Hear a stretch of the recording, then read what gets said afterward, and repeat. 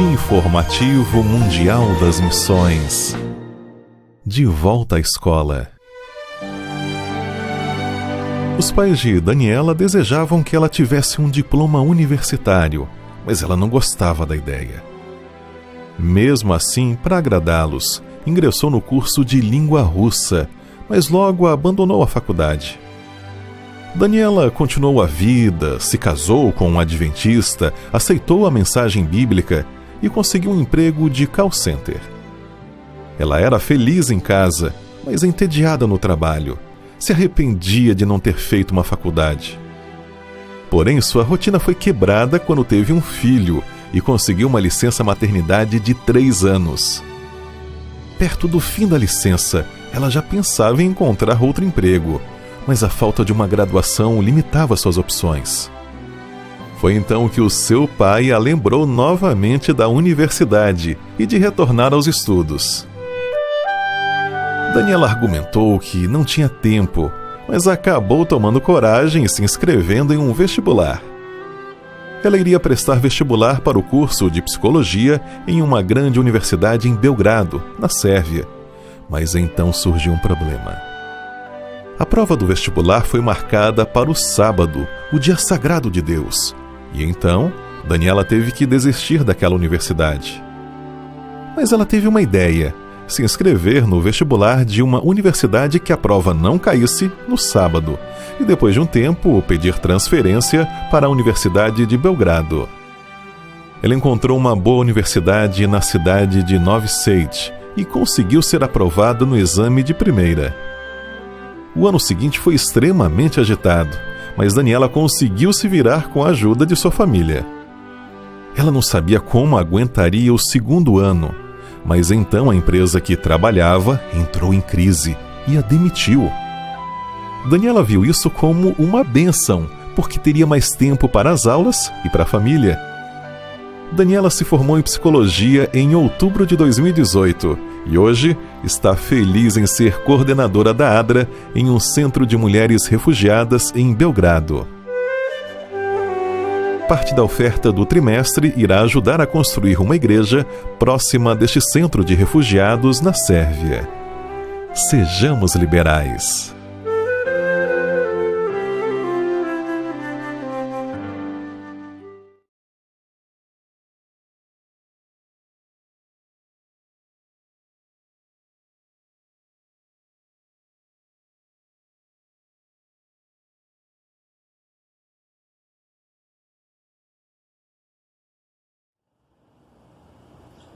Olá, feliz sábado, muito obrigado mais uma vez por você nos receber na sua casa. Mais uma semana estamos aqui para recapitularmos, a lição da Escola Sabatina. E temos aqui comigo o irmão Marcos e a irmã Eli. E antes de começarmos, eu quero convidar você, onde você estiver nessa hora, assistindo através do seu tablet, do seu smartphone, da sua TV, do seu computador, a curvar a sua fronte. Vamos falar com Deus, pedir a Ele que o seu Espírito nos ilumine e nos faça compreender a sua palavra. Santo e amado Pai, obrigado pela essa oportunidade mais que o Senhor nos concede de estudarmos a Tua palavra, ainda que distante dos nossos irmãos por causa dessa pandemia. Mas a Tua palavra, ela transcende as lentes, ela vai além daquilo que podemos ver e enxergar. Por isso nós te pedimos essa hora, que o Teu Espírito nos use e nos faça compreender a Tua palavra. Abençoa também aqueles que nos assistem, que possam ser tocados e movidos pelo mesmo Espírito que inspirou a Escritura Sagrada. Nós te oramos, Pai, agradecidos em nome de Jesus. Amém. Bom, lição número 3, que tem por título A Visão de Jesus e dos Apóstolos acerca da Bíblia.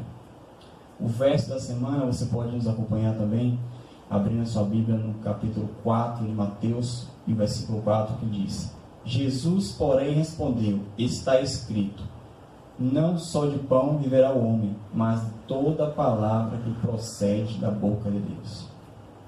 Muito bem, meu irmão. Você que nos acompanha, já percebeu até aqui que a lição desse trimestre tratando sobre as Escrituras Sagradas, livro inspirado por Deus, o qual tem como origem o pensamento e o coração do divino.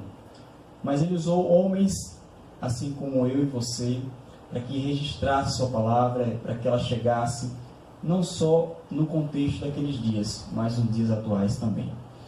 E a lição dessa semana tem como propósito detalhar um pouco mais de como era o pensamento de Jesus e dos seus apóstolos acerca das Sagradas Escrituras. Lembrando que naquela época eles não tinham chamado Novo Testamento, ele foi escrito posteriormente a Jesus ter sido elevado aos céus. Então, qual era o pensamento que Jesus tinha e seus apóstolos acerca das Sagradas Escrituras, ou seja, do Velho Testamento? Irmão Eli, qual a sua introdução para esse sábado?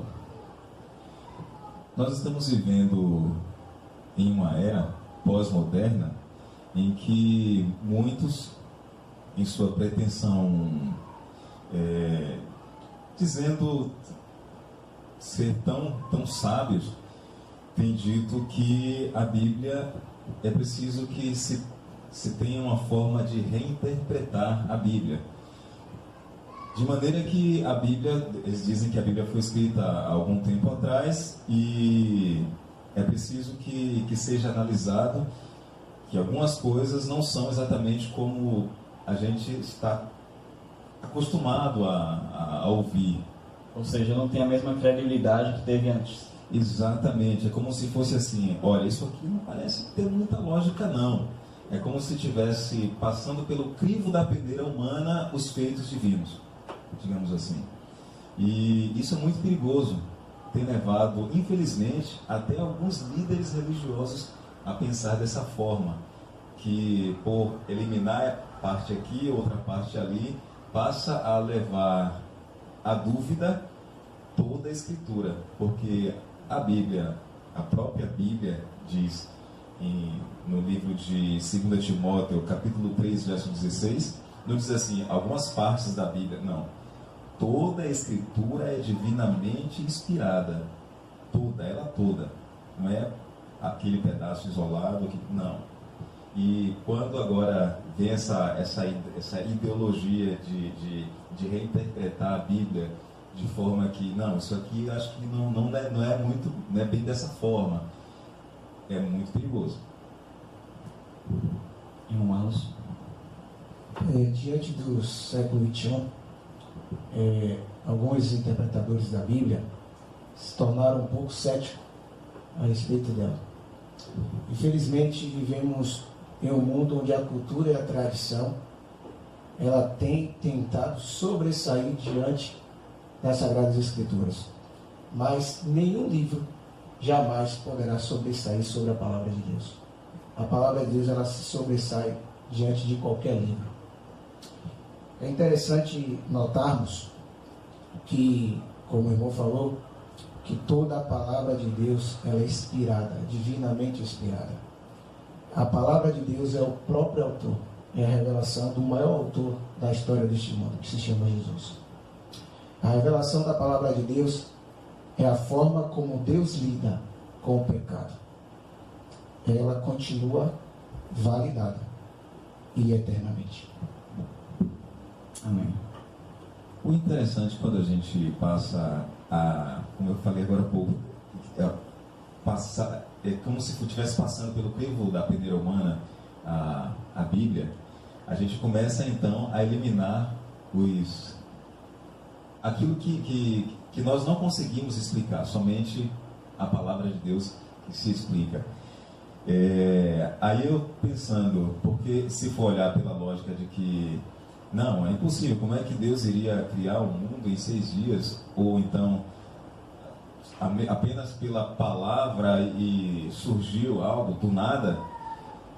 É preciso fé, mas também é preciso muita fé para que se acredite que o universo também veio do nada. Tudo que hoje existe veio do nada espontaneamente, sem ter um projetista por trás disso. Então é preciso que a gente venha realmente conhecer, voltar ao princípio, saber realmente como era lá a explicação, o ensinamento original é o que a gente vai fazer nesse momento, né?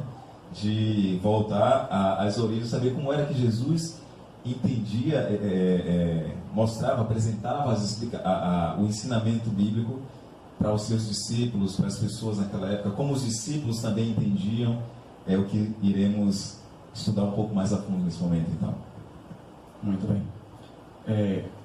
Passando aqui para a lição do domingo, que tem como subtítulo Está Escrito.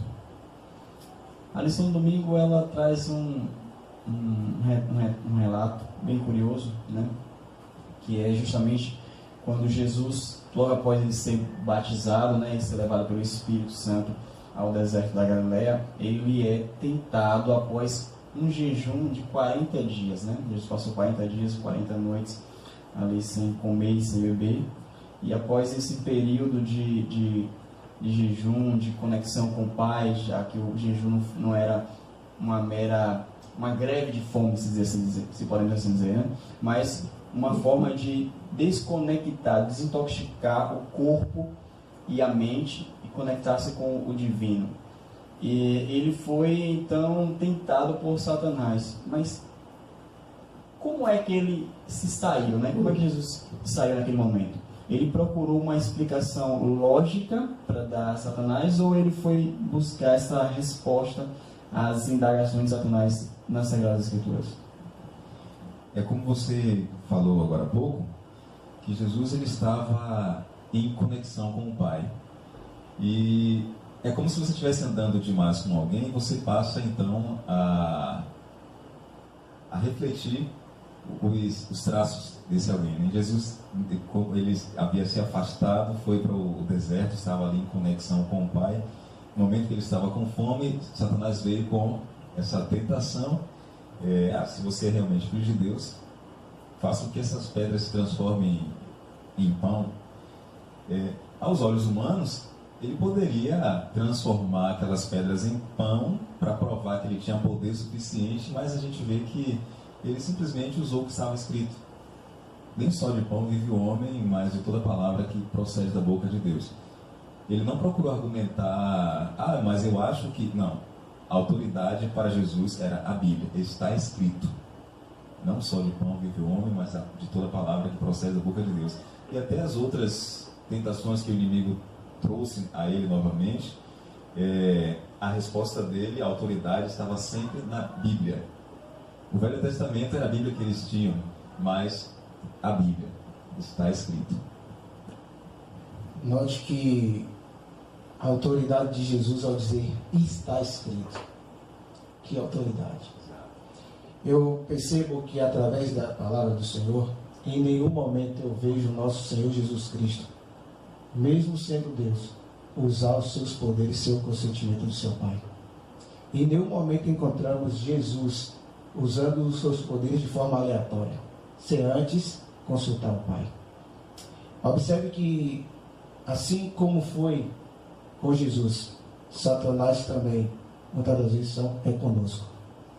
Parece que ele ouviu aquele sermão, né? Eu não desisto nunca. Tentou Jesus na primeira, perdeu. Tentou Jesus pela segunda vez, perdeu. Tentou Jesus pela terceira, perdeu. Na cruz, também perdeu.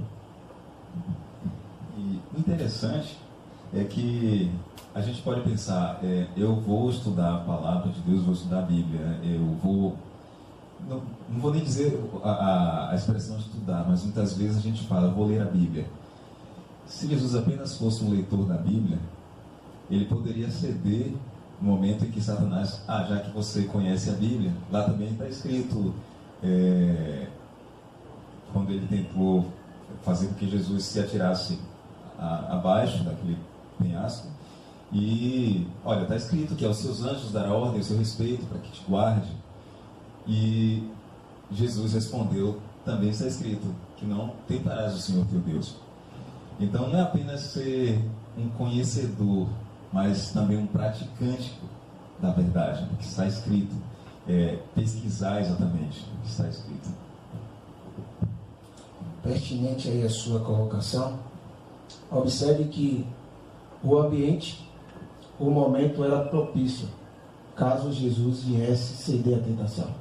Estava diante do deserto, estava com fome, mas nem isso fez com que ele cedesse ou desobedecesse a ordem de seu pai.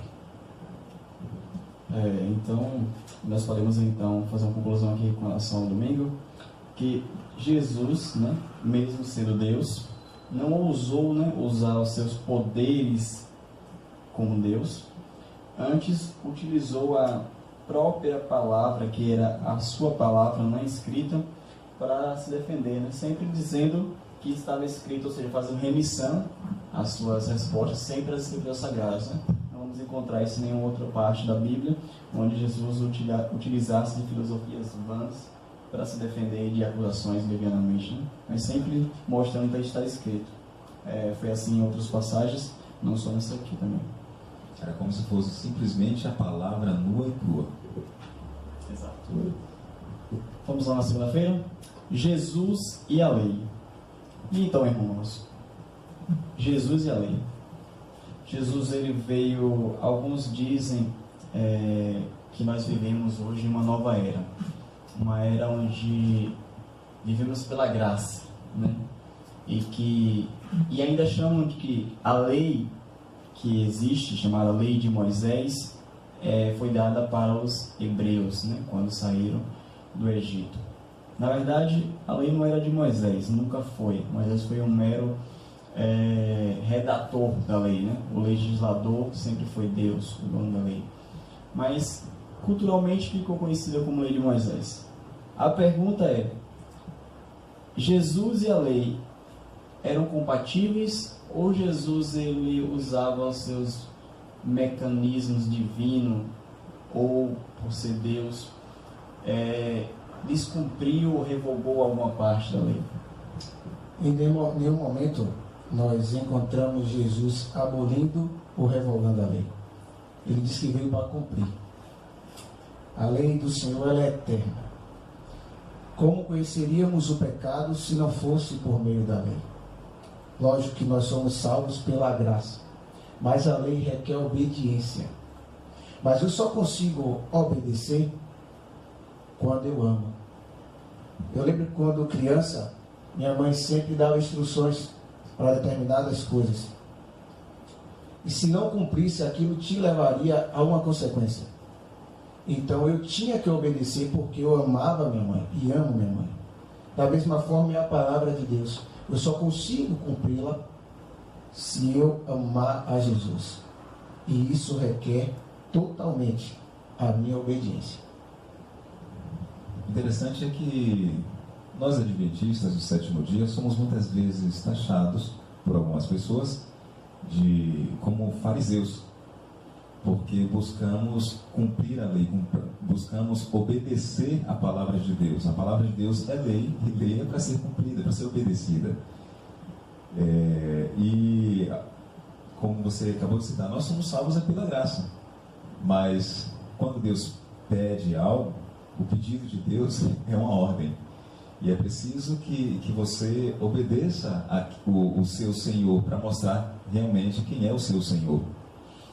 E o interessante é que quando Jesus disse: olha, se a justiça de vocês não exceder a dos escribas e fariseus, vocês não herdarão o reino dos céus.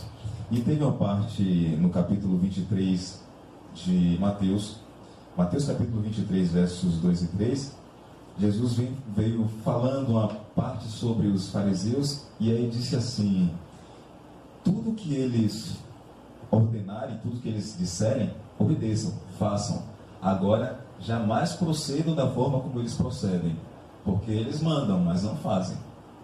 Então, dizer assim: vocês são fariseus porque vocês obedecem, não. Falta de conhecimento bíblico. Os fariseus, eles ordenavam, mas eles não obedeciam exatamente como deveria ser. E essa era a crítica, muitas vezes, de Jesus aos fariseus. E ele chegou a orientar aos seus ouvintes, aos seus discípulos e seus alunos: tudo que eles mandarem vocês fazerem, façam. Agora, não procedam como eles procedem. Então, ser fariseu não quer dizer que está cumprindo, está obedecendo. Muito pelo contrário. Faça o que eu mando e não faça o que eu faço. Muito bem. Então Jesus, na verdade, ele veio para dar cumprimento à lei, né? Jesus era mais do que os fariseus, porque ele não mandava em si, né? Ele ensinava pelo seu método de vida, né? Exatamente. A sua vida expressava o cumprimento fiel da sua própria lei. Eu queria só fazer uma ressalva nessa parte aqui, de segunda, que na minha opinião como humano, as pessoas que ainda não têm os princípios bíblicos, elas estão cansadas e saturadas de ouvir falarmos que sou um cristão. Elas já, em alguns momentos, se sentem enganadas. Por quê? Porque elas não compreendem uma palavra chamada incoerência, que dizemos ser uma coisa e muitas das vezes praticamos e fazemos outra. A lei do Senhor, ela também serve como testemunho para que as pessoas vejam em nós a representatividade de Jesus em nossas vidas. A lei, ela não passa, a lei, ela preserva a vida. Então, que nós, de alguma maneira, possamos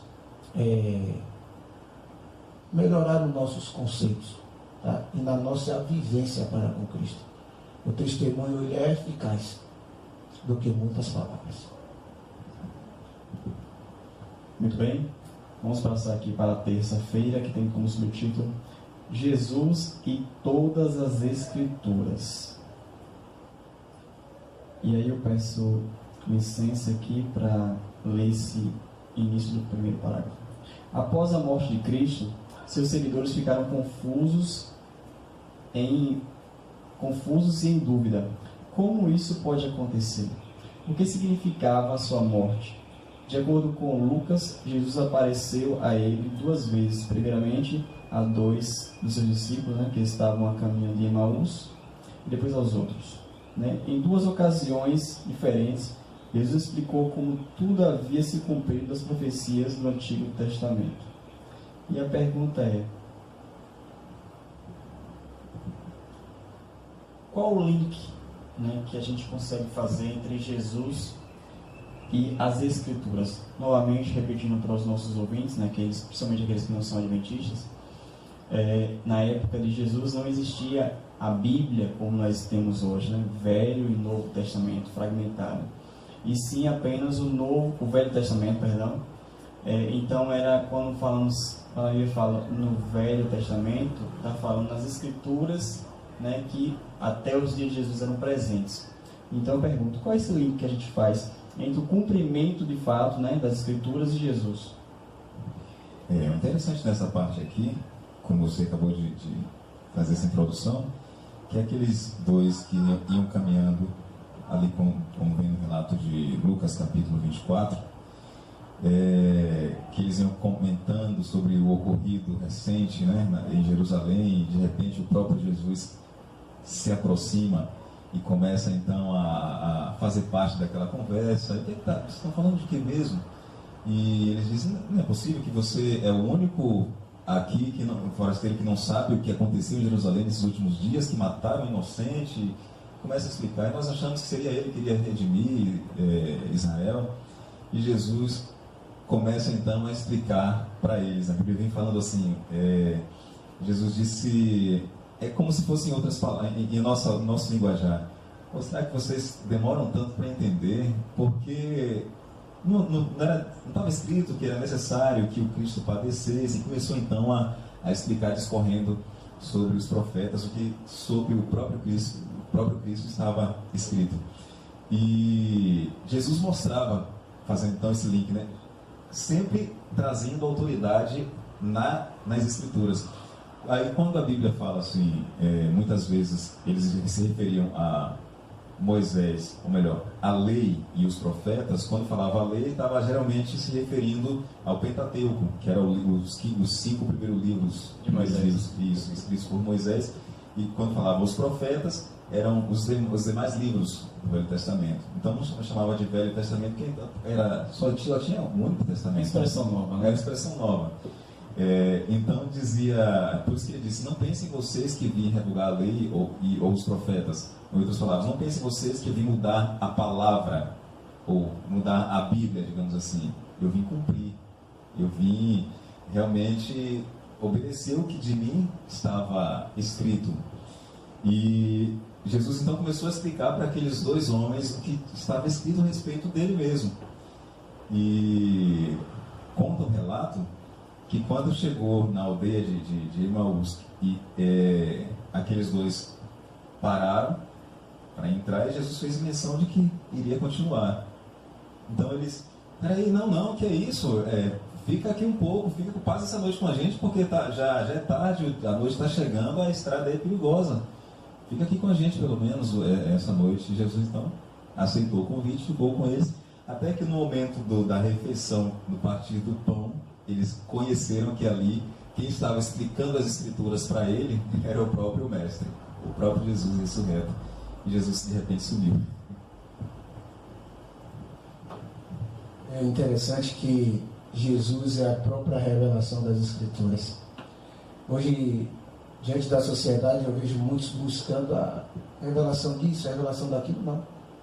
A própria palavra de Deus é a revelação de Jesus Cristo. O próprio Jesus se revela para nós. Não precisamos buscar outros meios, outras fontes de águas que não retêm, são cisternas rotas, sendo que nós temos a palavra como nosso manual de sobrevivência, que é o próprio Jesus se apresentando através das Escrituras. Mas o interessante dessa parte de terça-feira é que Jesus aqui nos dá uma missão, pregar o Evangelho, ensinando a todas as nações, e muito em breve virá o fim.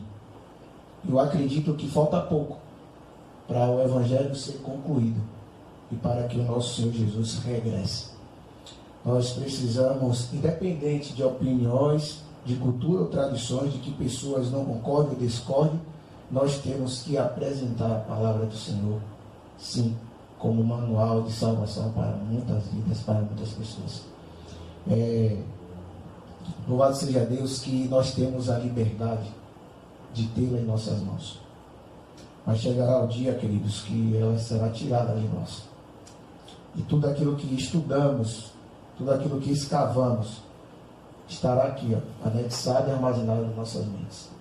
Então que eu e você, que nós possamos fazer da Bíblia, a palavra do Senhor, uma carta de amor. Eu não sei se muitos aqui já receberam uma carta de alguém que te admira. É bonito quando você recebe uma carta, principalmente quando ela vem com alguns bombons e tem aquele perfume, você cheira ali a carta e lê, para, principalmente as mulheres que são um pouco mais detalhistas que os outros, aí guarda, aí tenta ali fazer os seus afazeres, daqui a pouco retorna, lê novamente, aí agora eu vou passar a roupa, vai, passa a outra, daqui a pouco volta para a carta, porque as palavras ali são de admirar. Por que não fazer isso também com as Escrituras, enamorada, fazer dela o nosso crush, como diz agora, Então que a palavra de Deus possa continuar sendo eficaz na minha e nas nossas vidas. Outra parte também, que eu achei interessante aqui, quando ele disse, só para firmar essa parte que a gente está sempre batendo na mesma tecla, que Jesus sempre mostrou a autoridade na Bíblia. Ele, quando já estava para partir, para retornar aos céus, ele deixou um conselho: vá, façam discípulos também, mas ensine a guardar todas as coisas que eu tenho ensinado a vocês. Ele ensinou o quê? Tudo aquilo que estava escrito. Tanto sim que ele, ainda se importando conosco, em sua oração pelos discípulos naquela época, e também por aqueles discípulos que ainda viriam, ele fez uma oração ao Pai: santifica-os na verdade, a tua palavra é a verdade. Eu não disse, algumas partes das Escrituras são a verdade, mas toda a Escritura é a palavra de Deus. Ele disse: a tua palavra é a verdade. E teve um pouco mais adiante, você vê: eu não rogo apenas por esses, mas por aqueles que também irão conhecer. Ele orou por você, ele orou por mim também. Ele orou por você que está aí assistindo. Então Jesus expressou também um cuidado, né? Talvez aqueles discípulos dos apóstolos, ou aqueles que o ouviam no dia a dia, não tivessem tanta dúvida ou permitisse se questionar tanto acerca da autoridade da Bíblia como nos dias de hoje, né? A ciência ela se multiplicou muito e hoje em dia, como nós falamos na semana passada, hoje o intelectual não é aquele que conhece a palavra de Deus, mas é aquele que desacredita nela, né? O chamado cético. Esse acaba sendo tido como intelectual, mas de fato o intelectual é aquele que se debruça sobre as palavras de Deus e dela faz o seu livro de cabeceira. Rapidinho, não dá na cena para a gente pular essa parte aqui. Um dia eu fui indagado por uma pessoa que eu até ri. Ela falou que tinha lido um texto bíblico e não viu Jesus ou Deus naquele texto bíblico. Falei, volte, leia novamente, porque Jesus se apresenta em todos os versos bíblicos. Deus se apresenta como principal em todos os versos bíblicos. Como nós já dissemos, ela é toda inspirada e ela é toda santificada. Então Jesus está presente em todos os versos. É como uma carta de amor, como você acabou de dizer. É uma carta de amor de Deus para nós. Vamos passar para a quarta-feira. Nosso tempo já está começando a se esgotar. Jesus e a origem e a história da Bíblia. O que é que Jesus nos ensina sobre a origem e a historicidade da Bíblia? Podemos dizer que ela só existe porque Deus existe? De fato, a Bíblia há alguns mistérios. E alguns mistérios desses que não nos são revelados. E diz também que nem no mundo vindouro, caso não pertença a nós. Acredito sim que a Bíblia existe porque Deus existe. O interessante é que os relatos, sempre que Jesus falava sobre o que estava escrito, ele não deixava sombra de dúvida sobre a origem do que foi escrito. Ele sempre reportava como o acontecimento mesmo, um fato histórico. Como, por exemplo, quando ele falou acerca do casamento, do divórcio, quando interrogaram a ele disse, no princípio Deus criou homem e mulher. Ele não falou assim, olha, lá está escrito que Deus criou. Ele não falou assim, olha, no princípio Deus criou homem e mulher.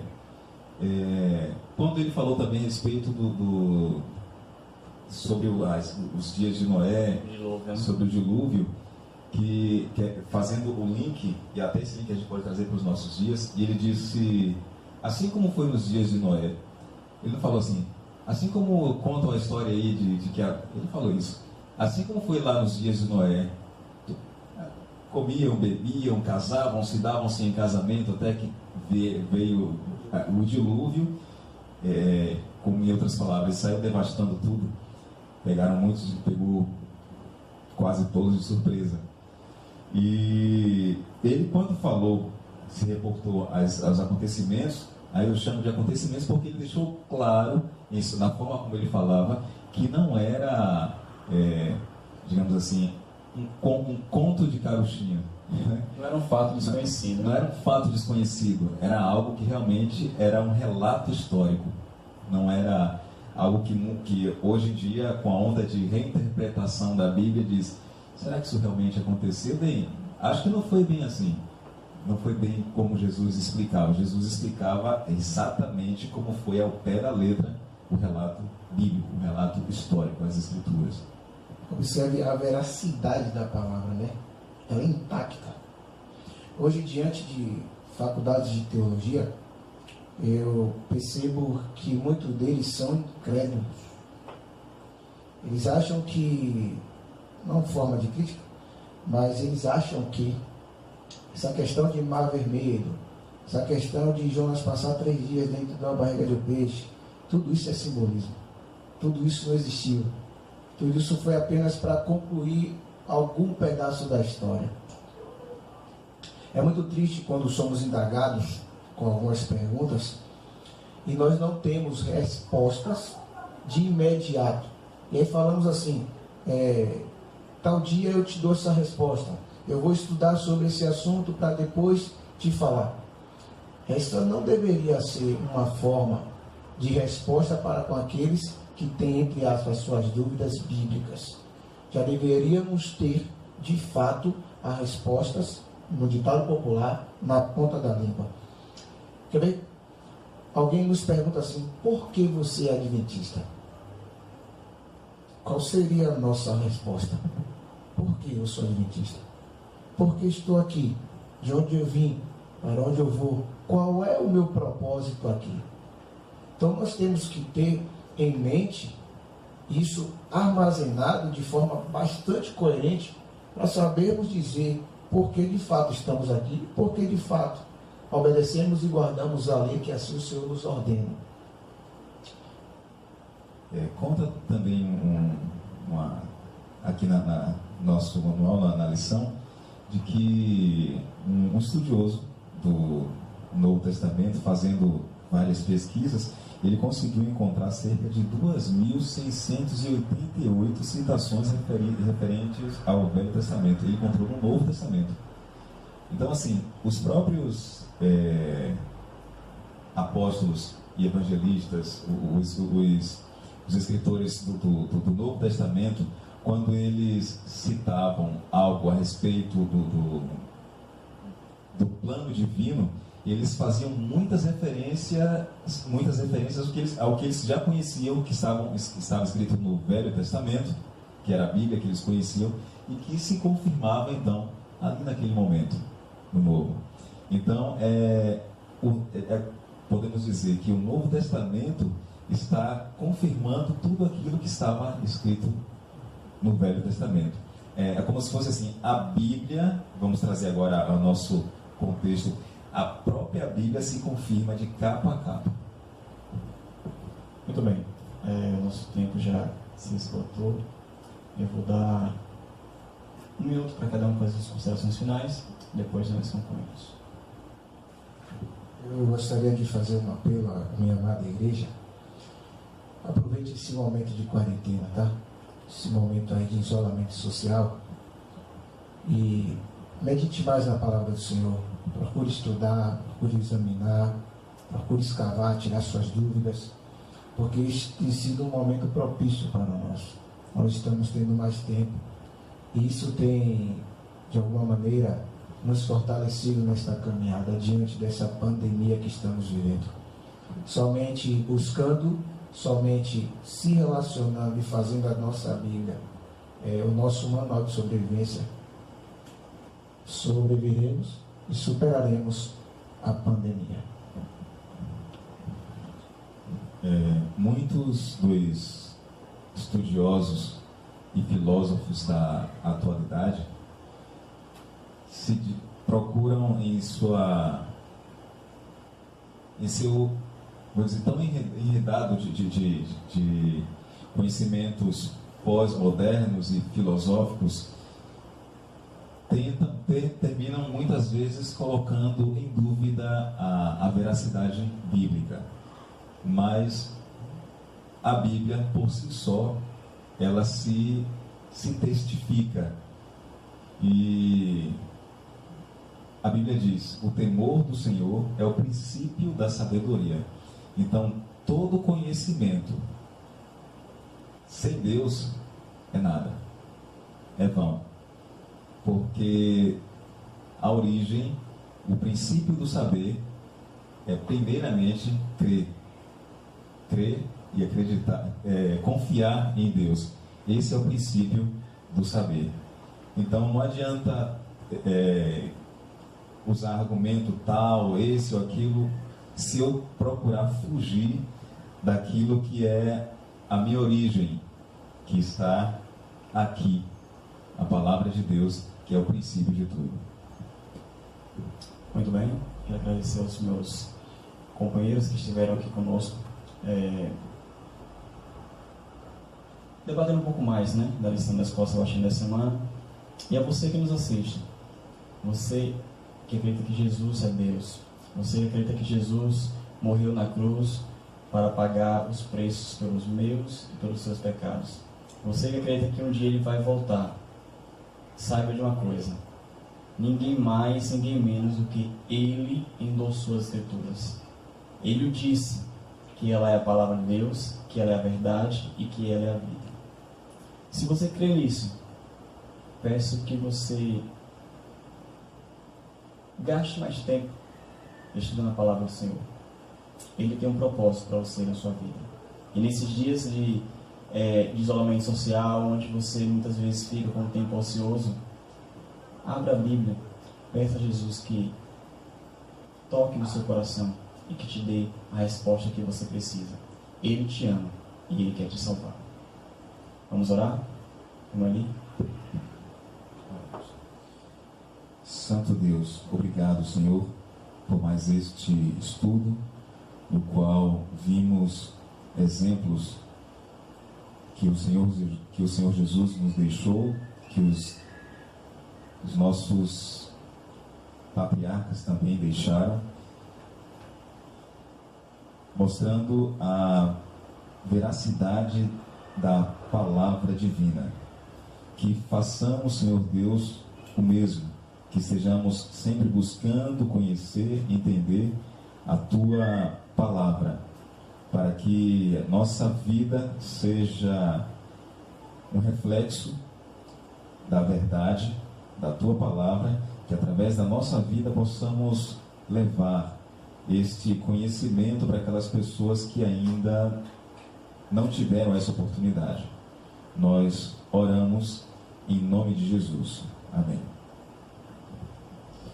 Continue conosco, ainda temos mais programação. Bom dia.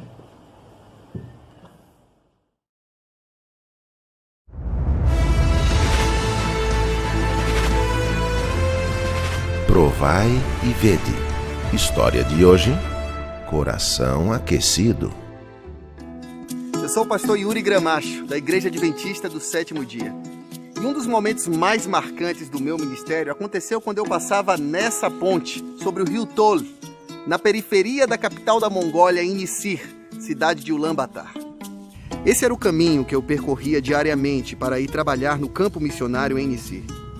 Eu estava dentro de um ônibus e observava com atenção que ao longe, no meio daquele cenário, às margens do rio, havia uma casa isolada no alto de um monte. Eu tinha certeza de que dentro daquela casa havia uma família que possivelmente nunca ouvira falar de Jesus. Ao passar por aquele trecho, quando a temperatura estava a menos 30 graus Celsius, eu pude pensar novamente naquela família que vivia no alto do monte.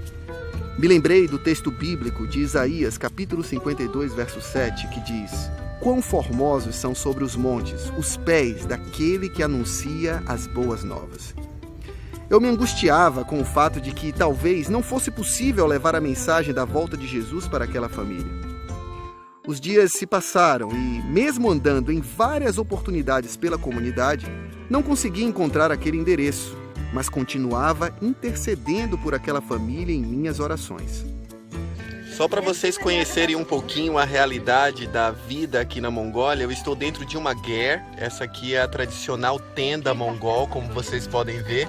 E nós estamos aqui em um estudo bíblico. Nós abrimos alguns pequenos grupos aqui na região onde eu trabalho. E esse é um dos nossos pequenos grupos, ok?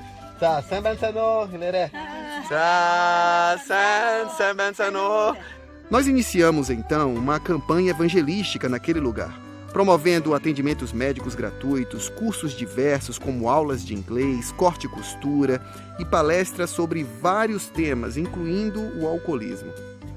Nós recebíamos uma média de 80 pessoas num pequeno galpão alugado.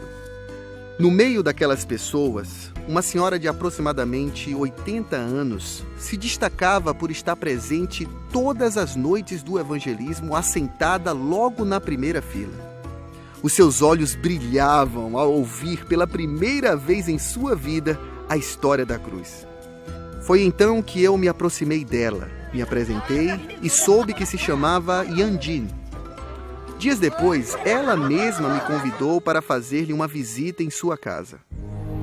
Após 30 minutos de uma longa caminhada sobre as ruas cobertas de gelo, eu pude ver que ela vivia naquela casa que há tanto tempo eu buscava encontrar. Eu e minha família passamos a frequentar a casa da Yandin, fizemos dali um ponto de pregação, criamos um pequeno grupo e depois de pouco tempo, a Yandin foi batizada na maior cerimônia batismal da história da Igreja Adventista da Mongólia, quando 198 pessoas entregaram suas vidas a Jesus nas águas geladas do rio Tol, aquele mesmo rio, cenário do início desta história.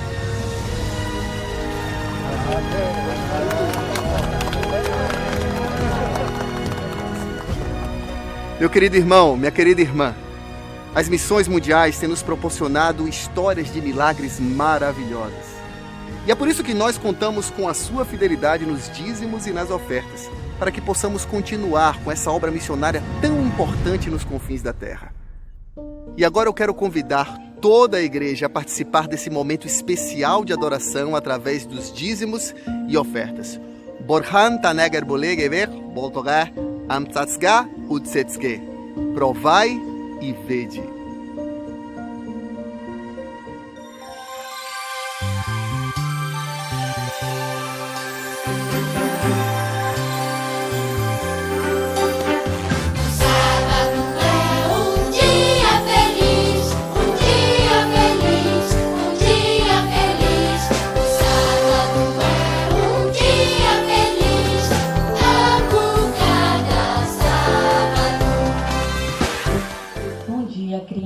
Feliz sábado, tudo bom? Quem lembra do tema da história do sábado passado? Regras de maior grandeza, isso mesmo. Hoje estaremos dando continuidade a essa história e ela está baseada no livro de João 14:15. Vamos ler juntos? Se me amais, guardareis os meus mandamentos. Vimos na semana passada que no livro de Êxodo 20 existe uma lei que foi criada por Deus e que Deus escreveu essa lei com a ponta do dedo e deu para o povo de Israel para que eles conhecessem e obedecessem a sua lei. A lei de Deus ela está dividida em duas partes e essa divisão ela tem um significado muito importante. Vamos ver agora a primeira regra: não terás nenhum Deus diante de ti. Ou seja, devemos ter Deus em primeiro lugar. Eu agora vou citar para vocês algumas coisas que podemos estar fazendo, que vamos analisar se estamos colocando Deus em primeiro lugar ou não. Televisão, videogame, celular, tablet. Será se vocês têm passado mais tempo no celular, na televisão, do que lendo a Bíblia, orando, fazendo o estudo da lição da escola sabatina?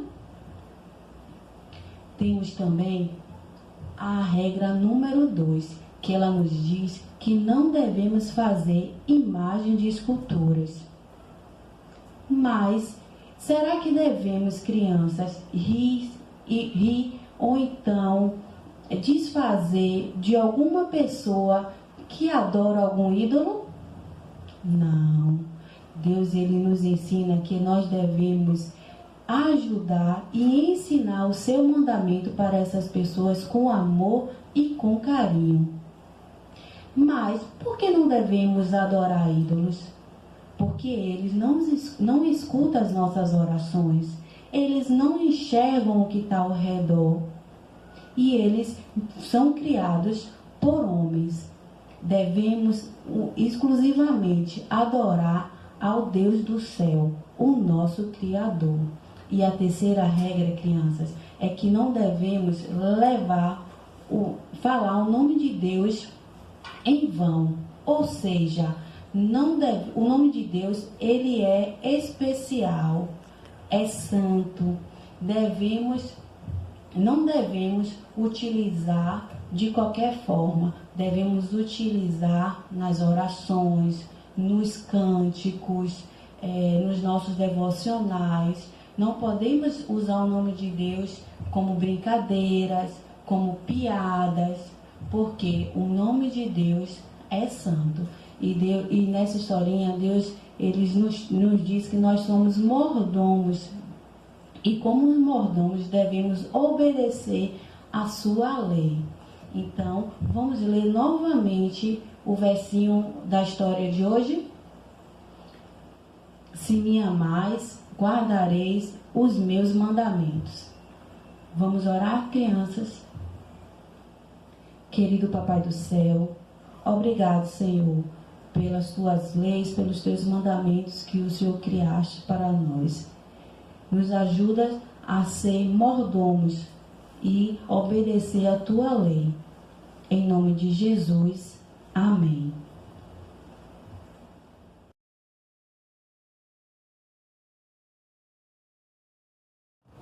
A todos aí um bom dia, que a paz e a graça do nosso Deus esteja com cada um de vocês. Um bom sábado para você, amados de Deus. Tá? Nesta manhã estou muito feliz em estar aqui na Igreja de Chácara, distrito de Pernambués. Tá? Gostaria também de mandar um abraço caloroso aí para a minha amada Igreja de Pernambués 2. Tá? Especialmente também os meus amados irmãos ali da Igreja de Matiscura sede. E meus amados lá de Jardim Santo Inácio que nos acompanham nesta manhã. E a você, meu amado, minha querida, meu querido irmão, você é muito mais do que bem-vindo, tá? Aí no seu smartphone, no seu tablet, no seu computador, na sua Smart TV. Obrigado por se conectar nesta manhã para mais uma vez estudarmos a palavra do Senhor. O texto para a nossa reflexão nesta manhã está no livro de São Mateus, capítulo 14, verso 22. Tá? Abre a sua Bíblia, tá? Se tiver no tablet, abre também no tablet, tá? No smartphone, eu não sei. Tá? Acompanhe a leitura da palavra do Senhor nesta manhã. Na verdade, nós vamos fazer uma espécie de bate-papo nesta manhã, tipo uma conversa num espaço terapêutico. Eu estou percebido que ao longo da vida, ao longo do tempo, os problemas têm tirado o nosso humor, muitas das vezes roubado a nossa paz. E tem pessoas que, quando estão diante de grandes problemas, se tornam até céticas, acabam virando as costas para Jesus. As adversidades, fatalidades, tempestades e problemas ou dificuldades, elas aparecem na nossa vida. Muitas das vezes arranca do nosso sorriso, dos nossos lábios o sorriso. Eu sei que às vezes a gente passa por cada tempestade, meu irmão, tremendaça. E muitas das vezes batemos os olhos e perguntamos, como sairei dessa? E aí surge uma pergunta, o que fazer? Antes de nós lermos a palavra do Senhor nesta manhã, eu gostaria que convidar você aí na sua casa, do lado que você esteja aí, não deixa o cachorro fazer barulho, não deixa a criança correr, se conecta aqui na palavra. Vamos agora de orar ao Senhor. Bondoso Deus, eterno Pai, graças te rendemos, porque quando chegamos aqui o Senhor chegou primeiro. Louvado, exaltado, glorificado, mais uma vez seja o teu nome, ó Deus de Israel. És o Alfa, és também o Ômega. Senhor, nos abraça nesse instante. Que o ser humano desapareça e que a própria pessoa maravilhosa de Jesus se apresente aqui. Usa-nos como canal de bênção para a glória do Senhor. Tira-nos do conforto da mesmice e coloca nos confronto das mudanças. Queremos te pedir, mesmo sem merecer, aceita a nossa prece e a mesma vai assinada no nome de Jesus. Amém. Texto de Mateus capítulo 14, verso 22, diz o seguinte: E logo ordenou Jesus aos seus discípulos que entrasse no barco e fosse adiante para outra banda, enquanto despedia a multidão. E despedida a multidão, subiu ao monte para orar. E chegando já à tarde, estava ali a sós. Desejo a você nesta manhã que o Senhor ponha nos seus olhos colírio. Que o Senhor te dê discernimento nesta manhã para tomar algumas decisões. Observe os detalhes da leitura bíblica nesta manhã. Verso 24. E o barco já estava no meio do mar, açoitado pelas ondas, porque o vento era contrário. Verso 25. Mas à quarta vigília da noite, dirigiu-se Jesus para eles, caminhando por cima do mar. Observa como é a chegada de Jesus. Jesus chegou chegando sobre as águas. E os discípulos, vendo caminhar sobre o mar, assustaram-se, dizendo: é um fantasma, e gritaram de medo. Segundo alguns historiadores, essa história se deu ali pelo final de março, início de abril do ano 30 depois de Cristo. Tá? Jesus ali, logo após de ter multiplicado os pães e os peixes, tá? Ocorre esta situação de andar sobre o mar. O contexto aqui é claro: o povo se unindo com os discípulos se unindo com o povo, a fim de coroar Jesus como rei terrestre. Jesus, ao perceber, diz para os discípulos: olha, voltem, vá para Cafarnaum, a multidão está liberada e eu estarei indo ali ao monte orar. Quem estava nesse esquema político era Judas. Judas era o líder naquele instante. Jesus, percebendo isso, quebrou todo o protocolo político naquele instante. Judas talvez já tivesse se rotulado: olha, eu vou ser o secretário, fulano é o presidente, o outro é o ministro, e vamos coroar Jesus, vamos aproveitar esta oportunidade. Jesus, percebendo, fala para os discípulos: olha, vão, eu vou orar, e olha para a multidão: olha, vocês estão liberadas, tá? Deus acompanhe, sucesso e até a próxima. A Bíblia diz no verso 25 que era a quarta vigília da noite, por volta de 3, 4 horas da manhã. Literalmente. Parece ou dá a perceber que o dia tinha sido um dia legal. O sol estava quente, multiplicação dos pães, milagres, multidão, discípulos. E à noite parece que tudo mudou e ficou ruim. Parece um ditado popular que usamos aí fora: do dia para a noite, da noite para o dia. Literalmente mudou. Os discípulos tiveram um dia legal, bacana, à noite, e agora enfrenta uma tempestade. E a Bíblia nos diz que Jesus vai caminhando sobre as águas. E quando os discípulos avistam, poderão talvez dizer dentre eles: nós já estamos morrendo e a morte ainda vem ao nosso encontro. Queridos, o medo fará parte da nossa vida. Estamos diante de homens que demonstraram medo. E quando crianças, nós temos medo também. Temos medo do escuro. Aí alguns rotulam que existe bicho-papão, lobisomem, diversos. Será que tem algum adulto nesta manhã que tem medo de barata? Será que tem algum adulto nesta manhã que tem medo de serpente? Será que tem algum adulto nesta manhã que tem medo de aranha? Os discípulos não estavam com medo. Eles estavam com pavor. O medo é uma espécie, segundo a psicologia, um mecanismo de defesa. O medo faz nós ficarmos atentos. Já o pavor é um medo descontrolado, segundo a psicologia. Os discípulos estavam com medo descontrolado. Aí se tornou um pavor. Qual é o seu medo nesta manhã, querido? Tem muitos que têm medo de passar na frente do cemitério. Se for católico, já faz aquela espécie de benzer-se. Se for evangélico, começa a louvar. E louva porque está com medo. Aí canta assim: Castelo forte é o nosso Deus. Porque o camarada está com medo, o cristão está com medo. Lembro da história de um senhor abandonado pela família. Tinha uma família que recolhia ele para dormir às noites, oferecia o espaço da casa. E esse senhor, ele lanchava pão com cachaça. E a ordem do dono daquela casa era: olha, você pode beber, mas se você ultrapassar o limite, você dorme na rua. E um dia, aquele senhor de idade bebeu além das doses. e teve que sair e procurar um outro lugar para dormir. Ele conta que caminhando, procurando lugar para dormir, percebeu um portão aberto. O coveiro tinha entrado rapidamente, deixou o portão meio aberto só para pegar o material. Esse senhor acabou entrando, o coveiro saiu, acabou trancando e ele ficou lá dentro.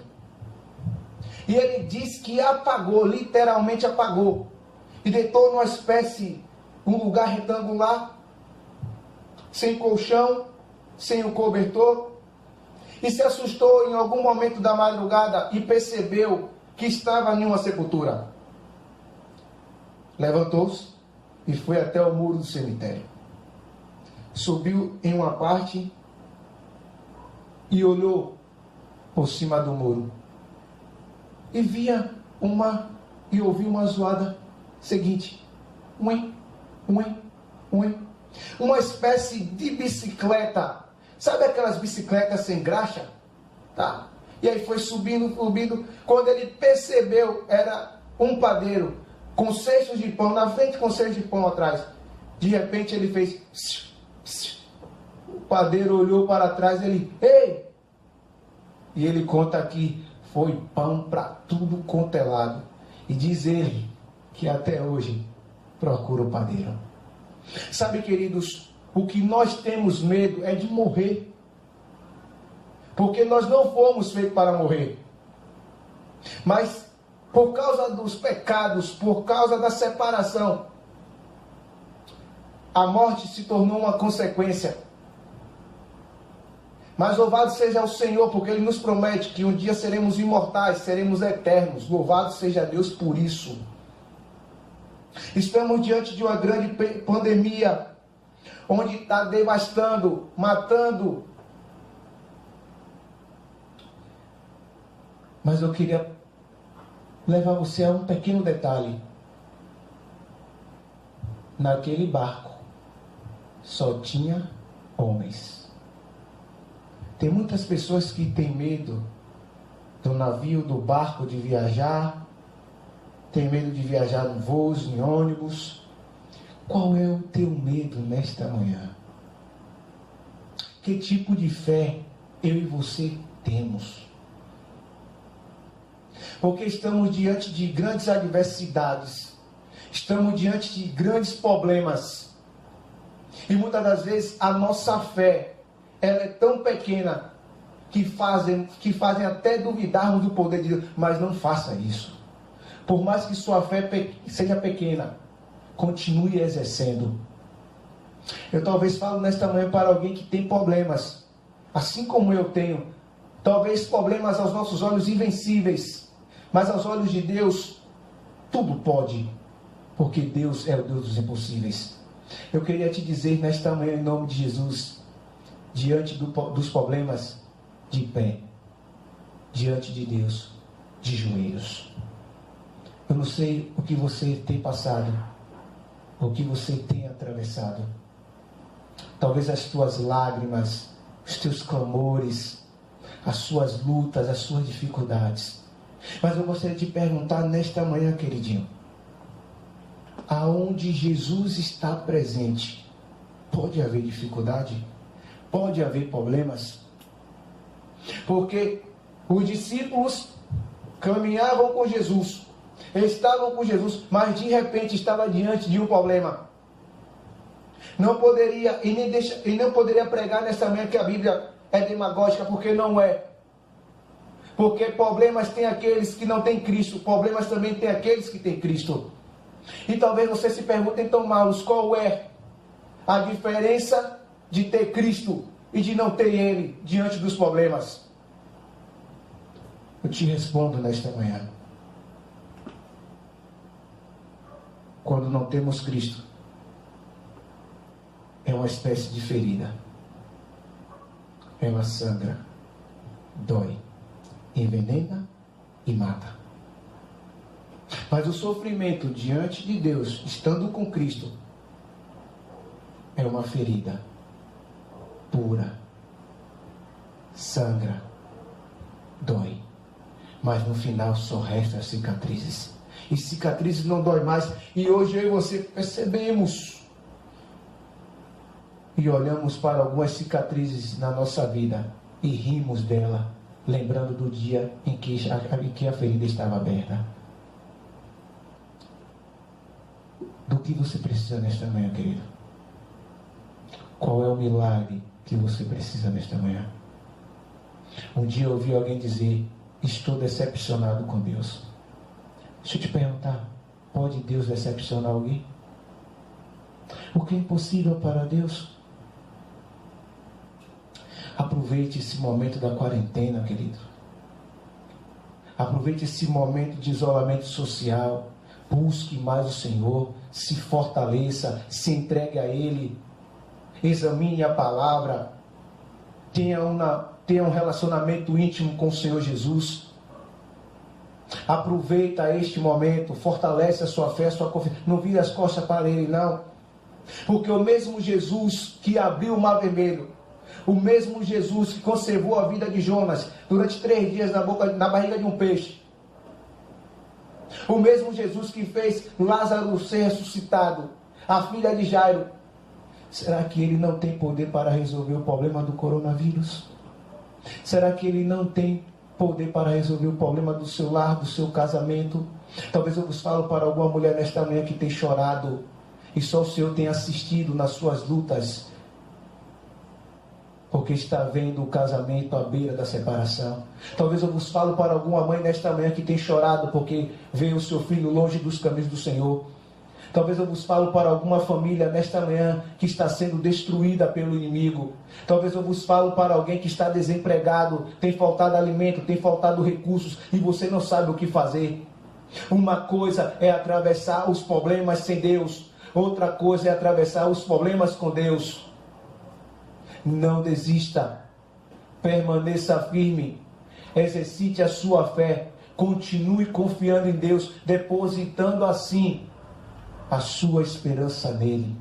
Porque o Senhor nos prometeu que neste mundo nós teríamos dificuldades, passaríamos por aflições, mas Ele nos prometeu que nós nunca estaríamos sozinhos.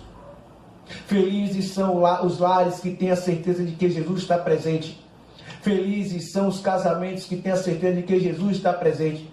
Felizes são os filhos de que Jesus está presente na vida dos pais e na vida da família. Eu não sei o que você tem passado. Eu não sei o que você tem enfrentado.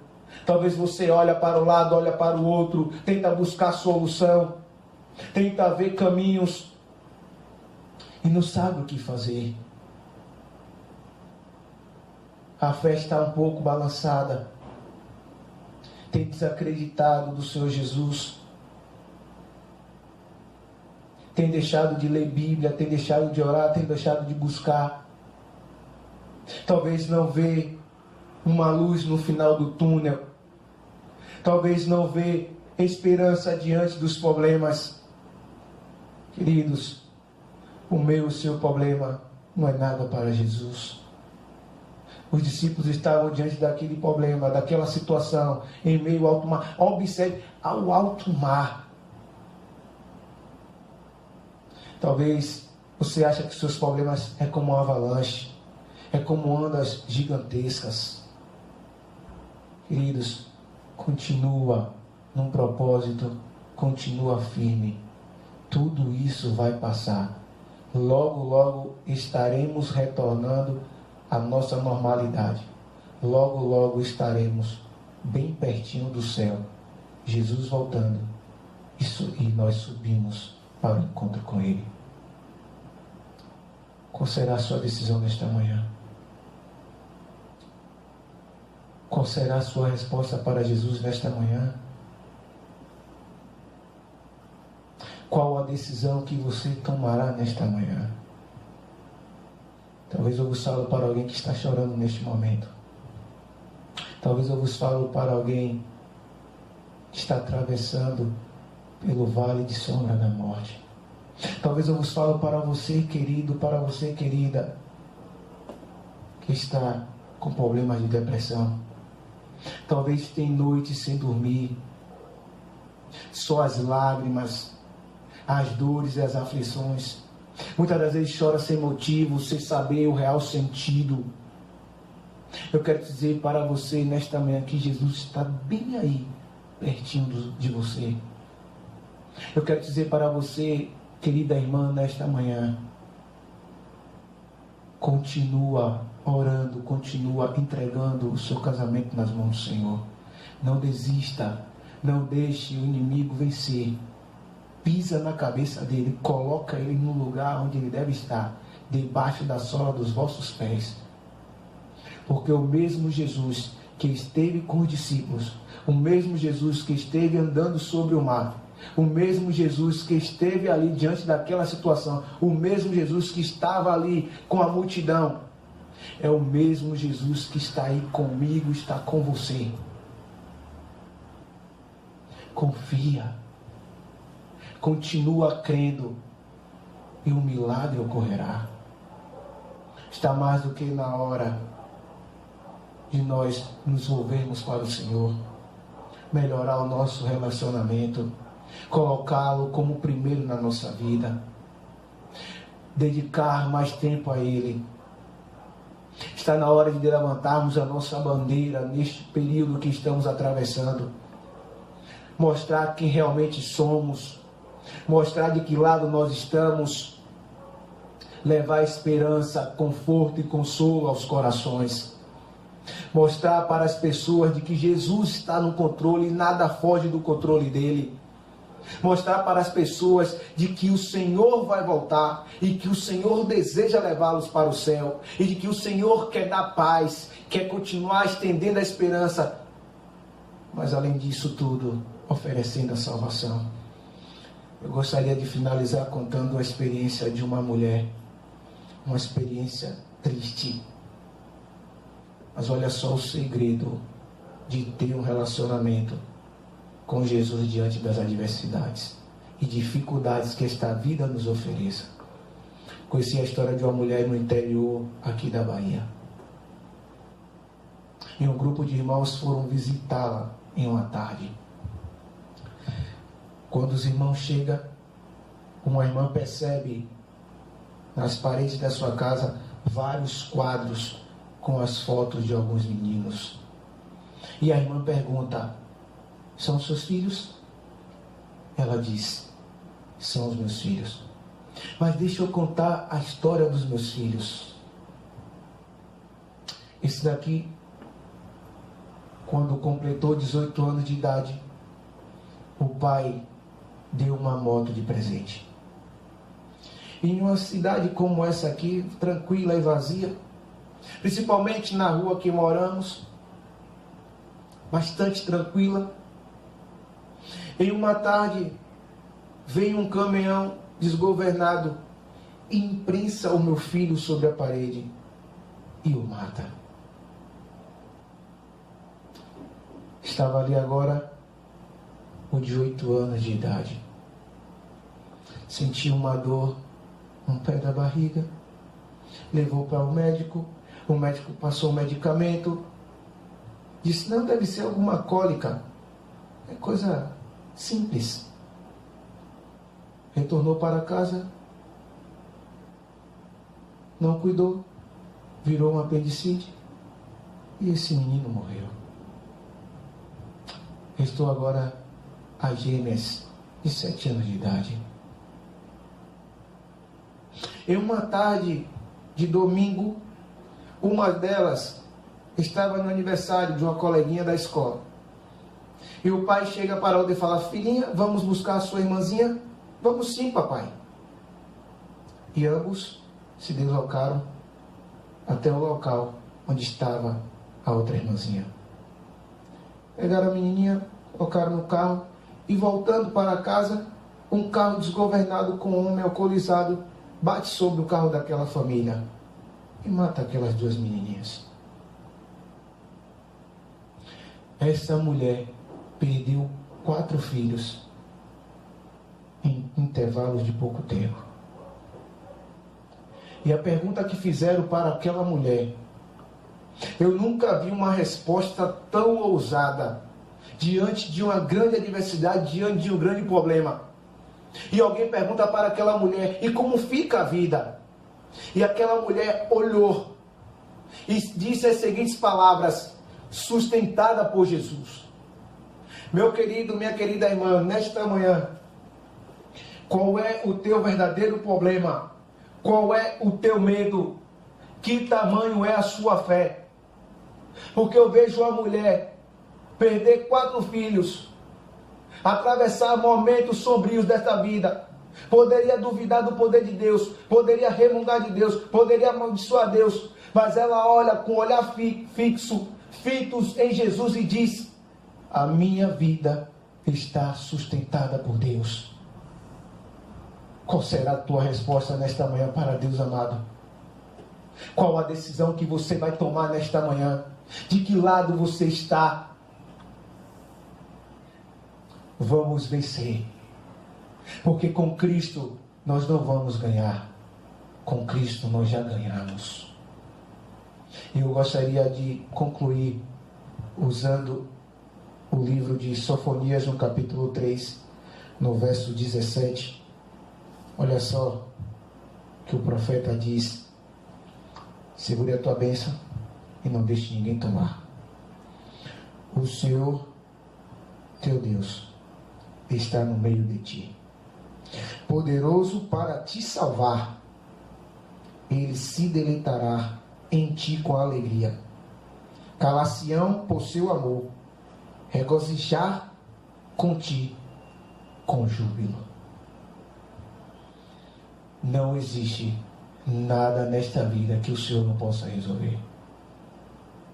Agora é assim, convide Jesus para ser o convidado ilustre na tua família, no teu relacionamento, no teu casamento, na vida dos filhos, na vida da tua igreja, na vida missionária, no teu trabalho, na faculdade, onde quer que esteja. Glorifique o Senhor, mesmo diante das dificuldades. Porque se Jesus não abrir o mar para mim e para você, é só não desistir, porque o próprio Jesus fará eu e você caminhar sobre as águas. Deus te abençoe ricamente, poderosamente. Agora, tome a sua decisão verdadeiramente, genuinamente ao lado de Cristo. Levante essa bandeira, continua firme, porque Jesus está voltando. E o desejo dele é levar eu e você para as mansões celestiais. Deus te abençoe grandemente, abençoe tua família, em nome de Jesus.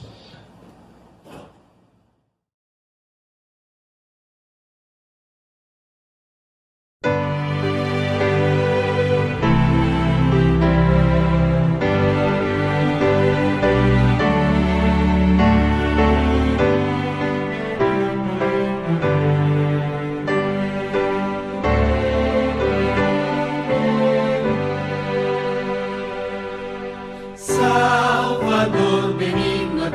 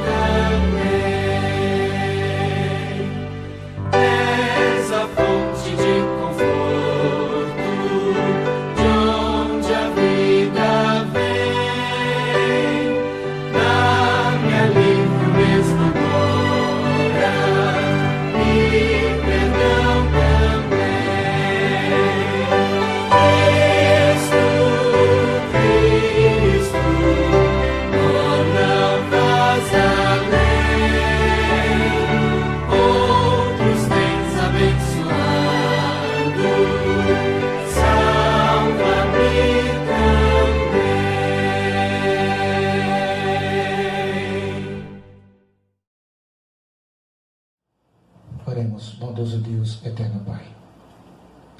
Graças te rendemos, porque até aqui nos ajudou o Senhor. Louvado para todo sempre seja o teu nome. Senhor, mesmo diante de grandes dificuldades, problemas que esta vida nos cerque, diante desta pandemia, ó Senhor, dá-nos forças, ó Pai. Continua conosco, fortalece o teu povo, fortalece a tua igreja. Deus, vai de encontro a cada coração nesse instante, ó Pai, reacendendo a chama da esperança, fortalecendo a fé e a confiança em Cristo. Ó Pai, perdoa os nossos pecados. De fato são muitos, ó Deus. As nossas penalidades, as nossas rebeldias, as nossas fraquezas e desobediências, nossas negligências diante do Senhor. Lava-nos com o teu sangue nesta manhã. Vem com o teu detergente espiritual, ó Pai, renovar nossa mente, o nosso caráter, a nossa personalidade. Passa o teu sangue sobre a nossa vida, ó Deus. Passa o teu sangue sobre a nossa casa. Passa o teu sangue, ó Deus, sobre os casamentos. Passa, ó Deus, o teu sangue pelos relacionamentos. Passa o teu sangue, ó Pai, no teu povo. Ajuda a permanecermos firmes, ó Senhor, ao saber que tudo vai passar. Que nós possamos continuar caminhando nesta terra, mas com os olhos voltados para o céu. Nos prepara cada dia, ó Senhor, para encontrarmos com o Senhor. O Senhor virá com a sua lista de chamada. E mesmo, ó Pai, que o nome ou o meu, ou de cada um aqui, mesmo sendo o último ou penúltimo, possa estar aprovado em nome de Jesus.